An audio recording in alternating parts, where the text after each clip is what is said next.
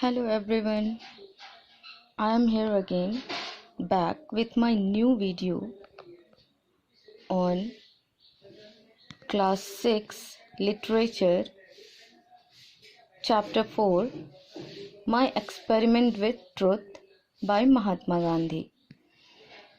Students, आज मैं ये नया वीडियो लेके आई हूँ जो कि चैप्टर 4 से रिलेटेड है लिटरेचर के, जिसका टॉपिक है My experiment with truth. This is the new chapter written by Mahatma Gandhi, Mohandas Karamchand Gandhi. Before starting my topic, let me explain you something about Mahatma Gandhi. वैसे तो महात्मा गांधी को introduction की ज़रूरत नहीं है, but still I want to say that Mohandas Karamchand Gandhi means Mahatma Gandhi, lovingly called the father of the nation. Everyone knows that we call Mahatma Gandhi father of the nation. Was born on 2nd October 1869, जिनका जन्म 2 अक्टूबर को 1869 में हुआ था eight Porbandar जो कि गुजरात में है, a small town on the western coast of India. He was born in middle class family of Vysya cast, और उनका जो कास्ट था वो वैश्य था। जिस तरह से हम लोग 4 वर्णों में 4 कैटेगरीज में हमने कास्ट को डिवाइड किया हुआ है, ब्राह्मण, क्षत्रिय, वैश्य एंड शूद्र। सो Mahatma Gandhi belongs to Vysya cast.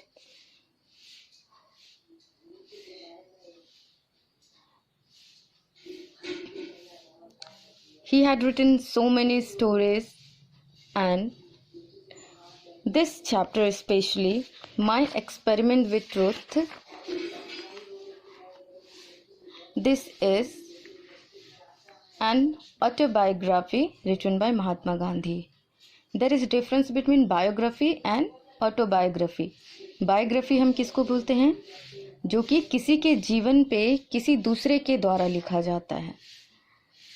किसी भी पर्सन के उसका लाइफ, मतलब उसका बॉर्न एंड बॉट अप, उसका एजुकेशन, उसका लाइफ क्या क्या वो किया, सब कुछ अगर किसी दूसरे के द्वारा लिखा जाता है तो उसे हम बायोग्राफी बोलते हैं।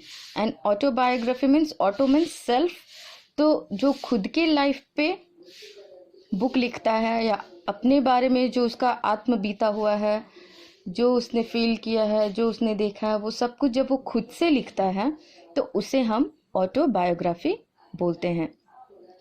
And this was one of the autobiography of Mahatma Gandhi, my experiment with truth. अब ये जो चैप्टर है, ये जो यूनिट है, my experiment with truth means, ये टॉपिक रखने का क्या एम था? एक्चुअली एवरीवन नोज कि महात्मा गांधी कभी झूठ नहीं बोलते थे, लेकिन एक बार स्कूल लाइफ में उनके साथ ऐसा भी हुआ कि उनको सच बोलने के लिए पनिशमेंट दिया गया। तो ये जो इंसिडेंट हुआ था उनके साथ, जहां वो सच बोल रहे थे लेकिन उसके बावजूद भी उन्हें उनके टीचर के द्वारा पनिश किया जाता है, तब उन्होंने उस टाइम जो उन्होंने फील किया था, जो एक्सपीरियंस किया था, उस टाइम उन्होंने उस चीज़ को सोच के उन्होंने ये चैप्टर लिखा था, माई एक्सपेरिमेंट विथ ट्रुथ, जो कि उनके चाइल्डहुड एज को दिखाता है कि उस टाइम उनका क्या फीलिंग था, क्या डर था, किस तरह से वो अपने फीलिंग्स को वो शेयर करते हैं, वही इस चैप्टर में है। Let's first come to pre reading task. To err is human, all human being make mistakes. To err is human, ये हम सबको पता है, ये एक फ्रेज है। टू एर्र इज ह्यूमन मतलब गलती करना इंसान का जन्मसिद्ध अधिकार है, और कोई भी ह्यूमन बीइंग ऐसा नहीं है जो आज तक कोई गलती ना किया हो। But the best of the lot learn from their mistakes and improve. लेकिन गलतियां हम सब करते हैं, लेकिन बात तब बनती है जब हम उस गलती से कुछ सीख लेते हैं। तो यहाँ पे भी महात्मा गांधी ने जो स्टोरी बिलोंग करता है इस चैप्टर में, वो यही है कि महात्मा गांधी सच तो बोले थे लेकिन वो अपने सच को साबित नहीं कर पाए थे, इसीलिए यहाँ पे उन्होंने इस टॉपिक को दिया है माई experiment with truth. Have you ever made any mistake? क्या आपने कभी कोई गलती की है? कोई भी मुझे नहीं लगता ऐसा इंसान है जो आज तक अपने लाइफ में कोई गलती न किया हो। लेकिन अभी मैंने बताया कि जो मेन बात है वो यही है कि What you learn from your mistake, आप अपनी गलती से क्या सीखे। Okay, now let we start our chapter. गांधीजी's autobiography, My experiment with truth। तो ये जो स्टोरी है ये ऑटोबायोग्राफी है। मैंने अभी बताया ऑटोबायोग्राफी मतलब ये स्टोरी महात्मा गांधी ने अपने लाइफ पे खुद से लिखा है, इसीलिए इस जो माई एक्सपेरिमेंट विथ ट्रूथ है इसे एक ऑटोबायोग्राफी बोला गया है जो महात्मा गांधी के ही द्वारा लिखा गया है। I must have been about 7 when I was put into a primary school and I can well recollect those days, including the names and the other particulars of the teachers who taught me। अब ये जो कहानी है, जब वो बड़े हो गए तब उन्होंने अपने चाइल्डहुड एज को याद करते हुए लिखा है और वो बता रहे हैं कि I must have been about 7, मैं उस समय, यानी अब वो बड़े हो गए हैं और वो पुराने समय की बात को याद करके वो बोल रहे हैं कि उस समय मैं लगभग 7 साल का था जब मुझे प्राइमरी स्कूल भेजा गया था। And I can well recollect those days, और मुझे अभी वो दिन बहुत अच्छे से याद है, मैं उन्हें अच्छे से रिकलेक्ट कर सकता हूँ। मुझे अभी भी उस टाइम जो भी इंसिडेंट हुआ था वो मुझे अच्छे से याद है, चाहे including the names and the other particulars of the teachers, चाहे वो किसी टीचर्स के बारे में हो या उसके फ्रेंड्स के बारे में हो या जो उन्हें पढ़ाते थे, उन सब के बारे में इन्हें अभी भी अच्छे से याद है।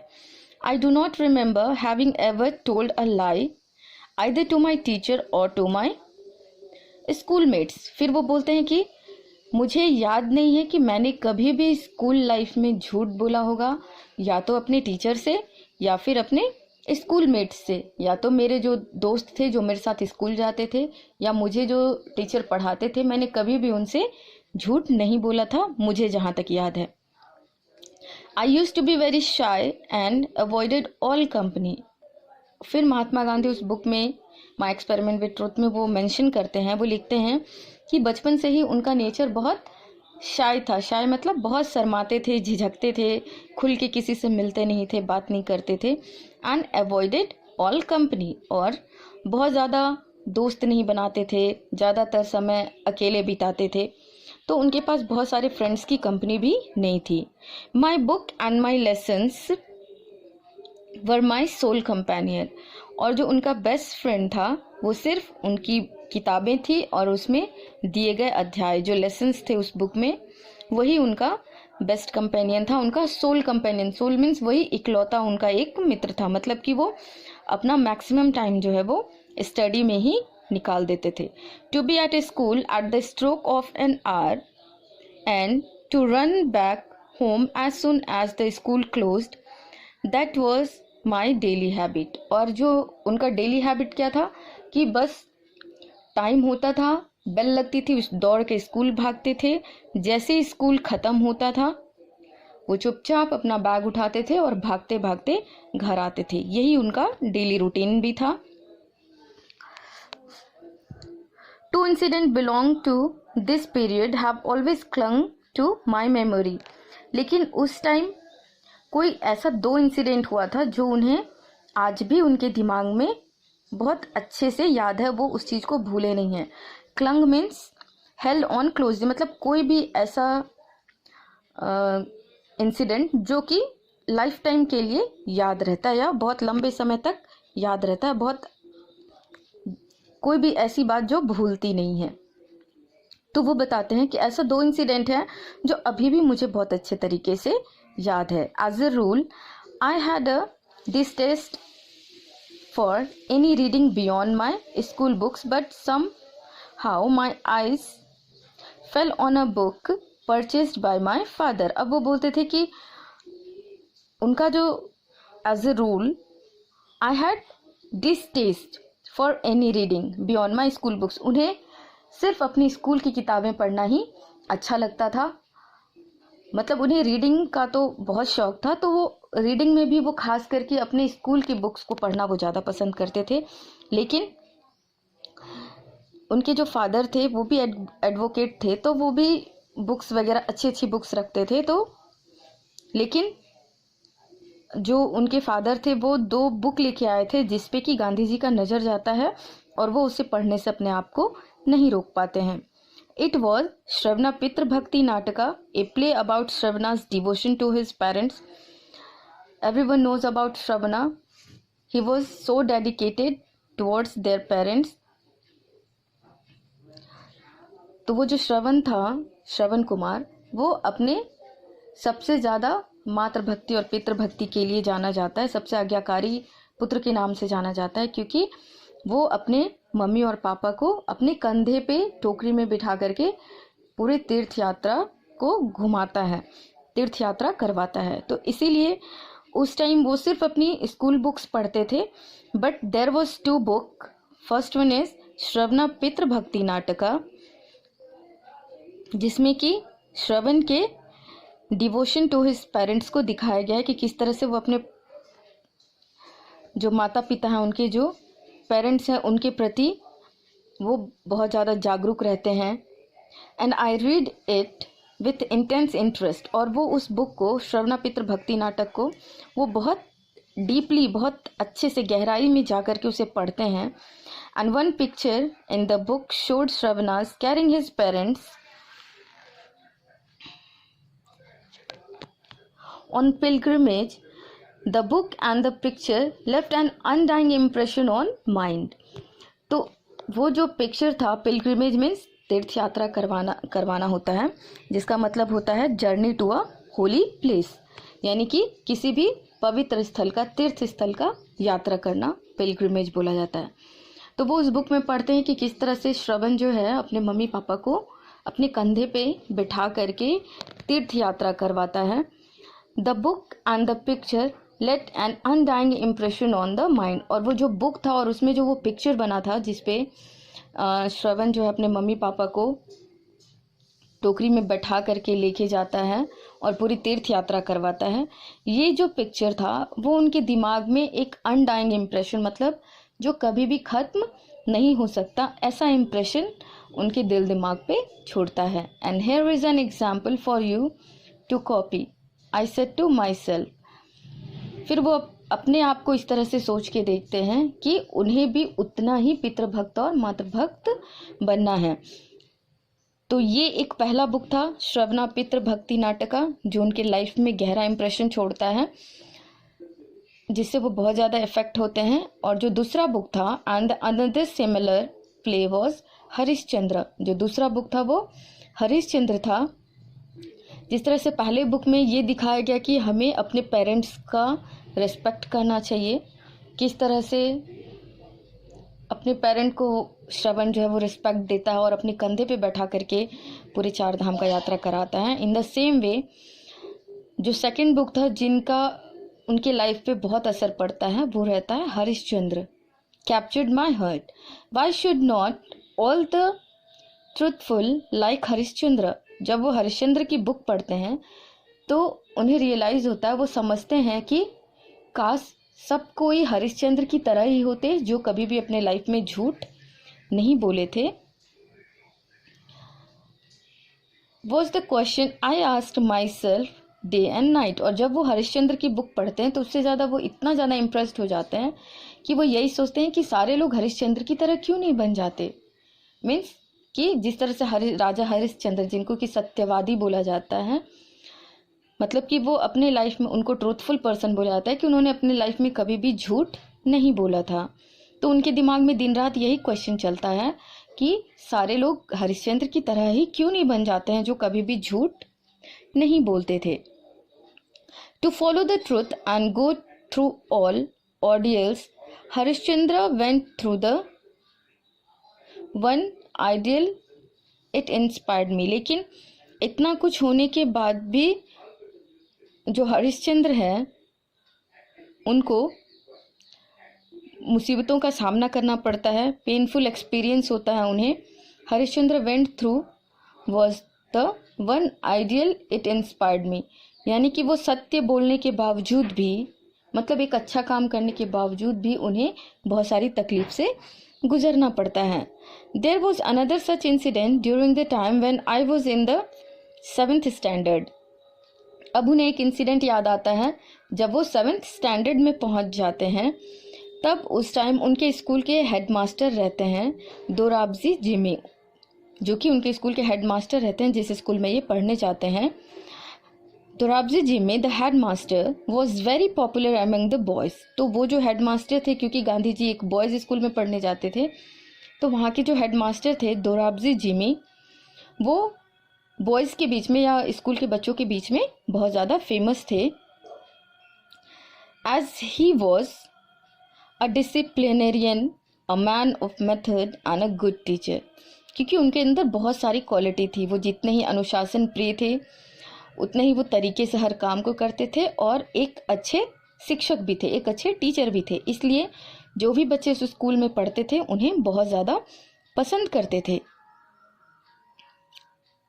He had made gymnastic and cricket compulsory and I dislike both। और जो दोराबजी जिमी जो कि हेडमास्टर थे उस स्कूल के, जिन्हें सारे बच्चे पसंद करते थे सिवाय गांधी जी के, क्योंकि जब से वो हेडमास्टर बने थे उन्होंने जिम्नास्टिक और क्रिकेट खेलना स्कूल में कंपलसरी कर दिया था। और गांधी जी को ना ही तो जिम्नास्टिक में यानी कि एक्सरसाइज करने में कोई इंटरेस्ट था और ना ही उन्हें क्रिकेट खेलने में कोई इंटरेस्ट था, इसलिए वो उन्हें नापसंद करते थे। I never took part in any exercise before they were made compulsory. लेकिन जैसे ही वो प्रिंसिपल बने तो उन्होंने एक्सरसाइज यानी कि जिम्नास्टिक और क्रिकेट कंपलसरी कर दिया। और कंपलसरी किया मतलब कि गांधी जी को भी नहीं चाहते हुए भी उन्हें एक्सरसाइज और क्रिकेट खेलना पड़ता था, एक्सरसाइज करना पड़ता था। Then I had made the false notion, और उनके दिमाग में उस टाइम एक फॉल्स नोशन मतलब एक गलत इस तरह से विचार था, एक गलत उनका थिंकिंग था, एक कंसेप्ट गलत था उनका। क्या था? That gymnastic had nothing to do with education. उनका मानना था, एक गलत धारणा उनके मन में बन गई थी कि जो बच्चे पढ़ाई लिखाई करते हैं उनको जिम्नास्टिक या एक्सरसाइज करना, क्रिकेट खेलना, पढ़ाई से कोई लेना देना उसका नहीं है। मतलब अगर कोई पढ़ाई लिखाई करता है तो ज़रूरी नहीं है कि वो जिम्नास्टिक भी करे और क्रिकेट भी खेले। मतलब फिजिकल एक्सरसाइज का पढ़ाई लिखाई से कोई लेना देना नहीं है। But today I know that the physical training is as important as mental training. लेकिन अब जब वो बड़े हो गए हैं और जब वो अपना ये बुक लिख रहे हैं जो ऑटोबायोग्राफी है, उसमें वो मेंशन करते हैं और वो बताते हैं लेकिन कि today I know that the playing physical training is as important as mental training. मतलब कि जितना ज़्यादा एजुकेशन ज़रूरी है, मेंटल ट्रेनिंग ज़रूरी है, उतना ही ज़्यादा फिज़िकल ट्रेनिंग भी ज़रूरी है। क्योंकि जब तक हम फिज़िकली फिट नहीं रहेंगे हम मेंटली फिट नहीं रहेंगे, और अगर हम मेंटली फिट नहीं रहेंगे तो हम अच्छे से पढ़ाई नहीं कर सकते। इसलिए जिम्नास्टिक या एक्सरसाइज और एजुकेशन जो है वो गोज़ हैंड इन हैंड, दोनों साथ में चलते हैं। आप दोनों में से किसी चीज़ को इग्नोर नहीं कर सकते हैं। तो अब ये बड़े हो गए तब इस बात को वो रियलाइज़ करते हैं कि नहीं, उस समय जो मैं सोचता था, जब मैं स्टैंडर्ड 7 में पढ़ता था, उस समय जो मैं सोचता था कि एक्सरसाइज का पढ़ाई लिखाई से कोई लेना देना नहीं है, वो जो मेरा नोशन था, वो जो मेरी धारणा थी, वो गलत थी। लेकिन अब तो समय बदल चुका है, मैं कुछ भी नहीं कर सकता। फिर वो बोलते हैं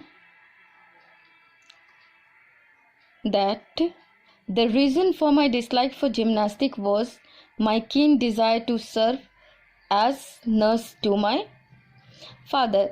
अब वो बोलते हैं कि जिम्नास्टिक को हेट करने का मेरे पास एक अच्छा रीज़न था, और वो रीज़न क्या था कि जैसे ही घर की छुट्टी होती थी, घर जाने की छुट्टी होती थी, वो भाग के जाते थे अपने घर और अपने पापा का हेल्प करते थे, जो भी वो सोशल वर्क करते थे उसमें गांधी जी अपने पिता का हाथ बढ़ाते थे, इसीलिए वो कभी भी जिम्नास्टिक क्लास करना नहीं चाहते थे।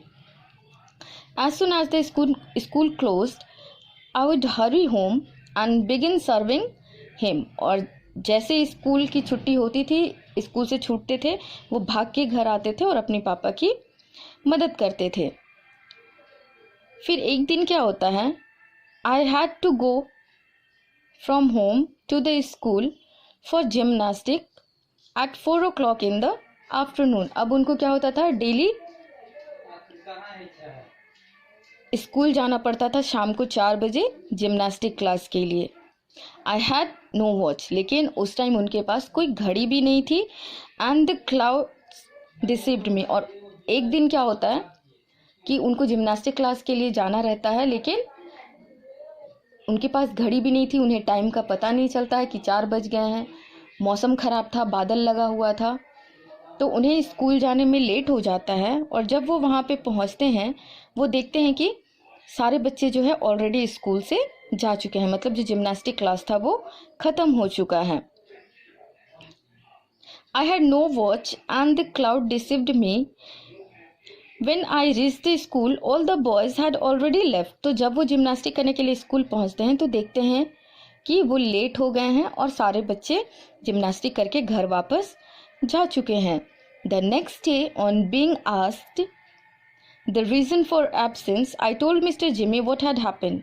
तो नेक्स्ट डे जब वो स्कूल जाते हैं तो उनके जो हेड मास्टर थे वो उनसे क्वेश्चन पूछते हैं कि तुम क्यों नहीं आए क्लास अटेंड करने के लिए, तुमने जिम्नास्टिक का क्लास क्यों नहीं अटेंड किया। At that time I told mister Jimmy what had happen. तो मैंने उन्हें बताया कि बीते हुए कल में उनके साथ क्या हुआ था। ही रिफ्यूज टू बिलीव, लेकिन उन्होंने विश्वास करने से मना कर दिया। मतलब जो भी गांधी जी ने कहा कि वो स्कूल आए थे, उनके पास घड़ी नहीं था, मौसम ख़राब था और फिर वो वहाँ लेट पहुँचे, और जब वो पहुँचे तो सारे बच्चे जा चुके थे। तो जब उन्होंने सच्चाई बताई अपने प्रिंसिपल सर को तो उन्होंने इसे मानने से इनकार कर दिया। I was convicted of lying, लेकिन मुझे दोषी माना गया किस चीज़ के लिए, झूठ बोलने के लिए, कि मैंने जो भी बात कही वो झूठ कही है। दैट डीपली पेन्ड मी, और ये चीज़ मुझे बहुत ज़्यादा गहराई से मुझे तकलीफ़ देता है, दुख देता है। How was I to prove my innocence. अब मैं क्या करूं कि मैं अपने इनोसेंस को, कि मैं सच बोल रहा हूं, मेरी गलती नहीं है, मुझे गलती से पनिशमेंट दिया गया है, मैं कैसे अपने आप को प्रूफ कर सकूं। उसी टाइम देयर वॉज नो वे, कोई रास्ता नहीं था। I learn that a man of truth must also be a man of care. उस दिन वो समझ जाते हैं कि आप अगर सच बोल रहे हैं तो आपको सच को साबित करने का भी क्षमता रखना होगा। Means if you are a man of truth then you must also be a man of care. आपको एक जिम्मेदार इंसान भी बनना होगा, नहीं तो आपकी सच्चाई को भी सब झूठ मान लेंगे, जैसा कि गांधी जी के साथ हुआ था। तभी उन्होंने ये चैप्टर का नाम दिया my experiment with truth. How was I to prove my innocence, उनको समझ में नहीं आता है, तो इसीलिए उस दिन उन्होंने सीखा कि अगर आप सच बोलते हैं तो आपको सच को साबित भी करना होगा। This was the first and the last instance of my carelessness in school. उस दिन से वो समझ गए कि उन्हें स्कूल में बहुत ज़्यादा केयरफुल रहना होगा। अगर वो सच भी बोलते हैं तो उन्हें अपना सच को साबित करना होगा। तो उस दिन से वो अपने स्कूल लाइफ को और थोड़ा सीरियसली लेने लगे और थोड़ा केयरफुल होकर के वो हर काम को करने लगे।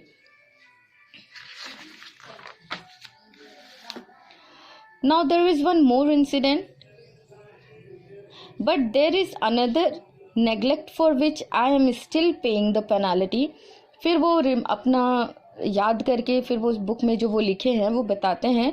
मुझे एक और इंसिडेंट याद है जिसके जो उस टाइम जो इंसिडेंट हुआ था उस नेग्लिजेंस का मैं आज भी सज़ा भुगत रहा हूँ या आज भी मैं पनिशमेंट झेल रहा हूँ।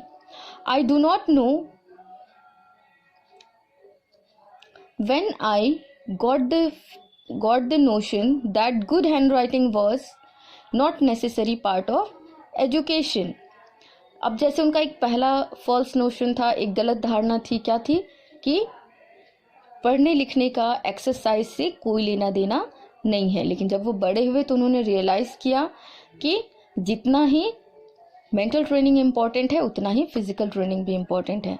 दोनों ही एक दूसरे के कॉम्प्लीमेंट हैं, आप एक के बिना दूसरा अधूरा है। तो वो उनका पहला फॉल्स नोशन था।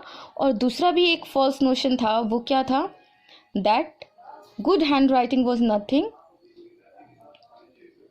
टू डू विथ एजुकेशन और it was not a necessary part of education. फिर उनका गलत मानना क्या था कि एक अच्छे स्टूडेंट को या जो एक अच्छा पढ़ा लिखा इंसान है, ज़रूरी नहीं कि उसका हैंड राइटिंग भी अच्छा हो। ये उनकी गलत धारणा थी, क्योंकि हम भी मानते हैं कि अगर आप अच्छा पढ़ते हैं तो आपकी हैंड राइटिंग भी अच्छी होनी चाहिए, खूबसूरत होनी चाहिए। लेकिन यहाँ पे गांधी जी का ये भी एक गलत धारणा था और वो यही मानते थे कि जो शिक्षा है, जो पढ़ाई है, पढ़ाई लिखाई है, जो अच्छे पढ़े लिखे हैं, ज़रूरी नहीं है कि उनका हैंड राइटिंग, उनकी लिखावट जो है वो अच्छी ही हो। लेकिन उनका ये फॉल्स नोशन भी दूर हो गया when he went to South Africa. जब वो साउथ अफ्रीका गए, पहले तो उन्होंने बैरिस्टर की पढ़ाई की, इंग्लैंड गए, वहाँ पे उन्होंने यही चीज़ देखा कि जो और भी लोग वहाँ पे एडवोकेट की पढ़ाई कर रहे थे, बैरिस्टर की पढ़ाई कर रहे थे, वहाँ पे जितने भी लॉयर्स थे, वकील थे, उन सब की हैंड राइटिंग बहुत अच्छी थी। Until I went to England, where later, especially in South Africa, I saw the beautiful handwriting of the lawyers and young men. I was ashamed of myself and repented my neglect. तो उस समय जब वो पढ़ाई करने के लिए England गए और फिर उसके बाद वो साउथ अफ्रीका गए, वहाँ उन्होंने देखा जितने भी लॉयर्स थे, जो इनसे छोटे भी थे, उनका भी हैंड राइटिंग बहुत ज़्यादा खूबसूरत था। तो ये जो उनका मानना था कि जो एक अच्छा पढ़ा लिखा व्यक्ति है उसका हैंड राइटिंग अच्छा होना ज़रूरी नहीं है, ये फॉल्स नोशन उनका वहाँ पे जा कर के ख़त्म हो जाता है।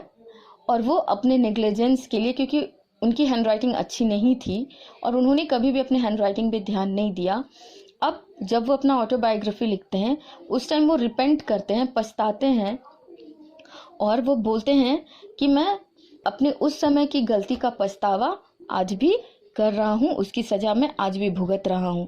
क्योंकि अब जब समय बीत जाता है तो आप पछताने के अलावा और कुछ नहीं कर सकते। I was ashamed of my self and repented of my neglect. और उस समय जो मैंने अपने आप को नकारा था कि गुड हैंड राइटिंग का मेरी लाइफ में कोई लेना देना नहीं है एजुकेशन के साथ, वो भी मेरा गलत साबित हुआ। I saw that bad handwriting was regarded as the sign of imperfect education. और जब मैं साउथ अफ्रीका गया तो वहाँ मुझे समझ में आया कि यही माना जाता है कि जिसका हैंड राइटिंग अच्छा नहीं है या those who have bad handwriting was regarded as a sign of imperfect education. उन्हें ये दिखाया जाता है कि आप सही तरीके से एक शिक्षित व्यक्ति नहीं है या आपकी एजुकेशन अच्छे तरीके से नहीं हुई है क्योंकि आपकी हैंड राइटिंग अच्छी नहीं है। तो अब तो ये समय बीत चुका था उनका, क्योंकि ये सारा इंसिडेंट उनके बचपन में था और अब वो याद कर रहे हैं और अपना ऑटोबायोग्राफी लिख रहे हैं। तो अब वो बोलते हैं कि मैंने उस समय जो गलती की थी उसकी सज़ा मैं आज भी भुगत रहा हूँ, जो कि अब अगर मैं कितनी भी कोशिश कर लूँ, I tried later to improve mind but was too late. मैंने बहुत कोशिश की कि अब मैं अपनी हैंड राइटिंग अच्छी कर लूँ, लेकिन बहुत देर हो चुकी थी। And I could never repair the neglect of my youth. तो जो गलती मैंने अपने जवानी में या जब मैं बड़ा था उस टाइम मैंने जो गलती की थी उसे अब मैं सुधार नहीं सकता। जो यूथ एज में मैंने गलती की थी उस गलती को अब मैं सुधार नहीं सकता, क्योंकि अब वो वक्त नहीं रहा है। There is another incident which I must share. और एक और इंसिडेंट था गांधी जी के लाइफ में जो यहाँ पे शेयर करते हैं। आई committed a theft when I was 15। मैंने तो एक बार चोरी भी की थी। कब? जब मैं 15 साल का था, when I was 15 years old, I had committed a theft. मैंने एक चोरी की थी. I had run into a debt of about 25 rupee. वो बताते हैं कि जब वो 15 साल के थे तो उन्होंने एक गलती की थी, और गलती क्या की थी कि उन्होंने चोरी की थी. और चोरी क्यों की थी? क्योंकि उनके ऊपर 25 रुपए का कर्ज हो गया था, जिसे चुकाने के लिए वो क्या करते हैं, वो अपने भाई की घड़ी में जो गोल्ड पीस लगा हुआ था रिस्ट वॉच पे, उस घड़ी में से उस गोल्ड पीस को वो चोरी करते हैं और उसे बेच करके जो उनके ऊपर 25 रुपए का कर्ज था उसे वो चुकाते हैं. My brother had on his arm an armlet of a solid gold. उनके हाथ में जो ब्रेसलेट टाइप एक होता है, आर्मलेट था, कड़ा था, जिसमें कि एक गोल्ड पीस लगा हुआ था. I stole a bit of gold out of it and the डेब्ट वॉज क्लियर. तो वो क्या करते हैं, अपने भाई के उस आर्मलेट में से, उस कड़े में से थोड़ा सा गोल्ड चोरी करके अपना कर्ज उतार लेते हैं. But this become more than I could bear. लेकिन जो गलती मैंने की वो और भी ज़्यादा असहनीय था, क्योंकि मैंने चोरी की थी. I resolve never to steal again. उस इंसिडेंट के बाद मुझे लगा कि मैंने बहुत बड़ा गलत काम किया है, और उस दिन मैंने अपने मन में ठान लिया कि आज के बाद मैं कभी चोरी नहीं करूँगा. आई was afraid of my father beating मी. और उन्हें ये भी डर लग रहा था कि जब उनके पिता को पता चलेगा तो शायद वो बहुत नाराज़ होंगे और उन्हें बहुत मारेंगे भी. I was afraid of the but I did not dare to speak. अब क्या था, वो अपनी गलती को कन्फेस करना चाहते थे. I also made up my mind to confess it to my father. वो जो उन्होंने चोरी की थी तो उन्होंने अपना मन बनाया था कि वो अपने फादर के पास जा कर के उस गलती को कन्फेस करेंगे कि उनसे गलती हो गई है. But I did not dare to speak. लेकिन उनके में इतनी हिम्मत नहीं थी कि वो अपने फादर को डायरेक्टली जा करके उनके सामने फेस टू फेस उन्हें वो जाके बोलते कि पिताजी मेरे से गलती हो गई है और मैंने इस तरह से भाई के कड़े में से गोल्ड चोरी किया है. तो इतना हिम्मत उनके अंदर नहीं था. तो वो क्या डिसाइड करते हैं कि वो लेटर लिखेंगे. I decided at last to write out the confession. Confession मतलब पश्चाताप का लेटर लिखेंगे. तो गांधी जी में इतना हिम्मत नहीं था कि वो डायरेक्टली अपने फादर को फेस कर सके और जाके उनको बोले कि उन्होंने चोरी की है. तो इतना हिम्मत उनके अंदर नहीं था. तो वो क्या डिसाइड करते हैं कि वो एक कन्फेशन लिखेंगे. वो एक कन्फेशन लेटर लिखेंगे जिसमें कि वो माफ़ी भी मांगेंगे अपने पेरेंट्स से, अपने फादर से, और वो प्रॉमिस भी करेंगे कि आज के बाद वो कभी भी ऐसी गलत काम या चोरी नहीं करेंगे. I decided at last to write out the confession. In this note not only did I confess my guilt. मैंने इसमें सिर्फ अपने गिल्ट को ही, मतलब जो मैं पछता रहा हूँ, जो मैंने गलती की है, मैंने सिर्फ उसे ही कन्फेस नहीं किया. But I also asked adequate punishment for it. पर मैंने उस चिट्ठी में ये भी मेंशन किया कि मैंने गलती की है और मैं जो गलती किया हूँ उसके लिए जो सज़ा बनती है वो सज़ा भी आप मुझे दीजिए. I also promise never to steal in future. मैंने उस लेटर में ये भी लिखा कि आज से मैं कसम खाता हूँ, मैं प्रॉमिस करता हूँ, मैं वादा करता हूँ कि आज के बाद मैं कभी भी चोरी नहीं करूँगा. फ्यूचर में, भविष्य में मैं कभी भी चोरी नहीं करूँगा. With trembling hands I handed the confession to my father. अब कांपते हुए हाथ से मैंने उस लेटर को अपने फादर को दे दिया. ही रेड इट. उन्होंने उस लेटर को पढ़ा. And pearl drops trickle down his cheeks. और वो लेटर पढ़ते जा रहे थे और उनके आँख से मोतियों की तरह आंसू के बूंद जो है वो उनकी गाल से आने लगते, मतलब उनके आँख से आंसू जो है वो निकलने लगता है. Waiting the paper. और वो आंसू की बूंदें जो हैं वो उस लेटर पे पड़ती है जो कि लेटर को भिगा देती है. Those pearl drops of love cleaned my heart and washed my sin away. तो वो जो पिताजी के आँख से जो आंसू निकले, उन्होंने मेरे हर पाप को, मेरी हर गलती को धो दिया. और मैंने जो पाप किया था, सिन मीन्स पाप, मैंने जो गलती की थी चोरी करने की, या मैंने जो पाप किया था चोरी करके, वो भी अपने ही घर में अपने ही भाई की घड़ी आमलेट से जो मैंने चोरी की थी, वो सारा धुल गया। उस आंसू में मैंने जो भी गलती की थी वो धुल गया, मेरा दिल बिल्कुल भी साफ हो गया। And a clean confession combined with a promise never to commit the sin again is the purest type of repentance.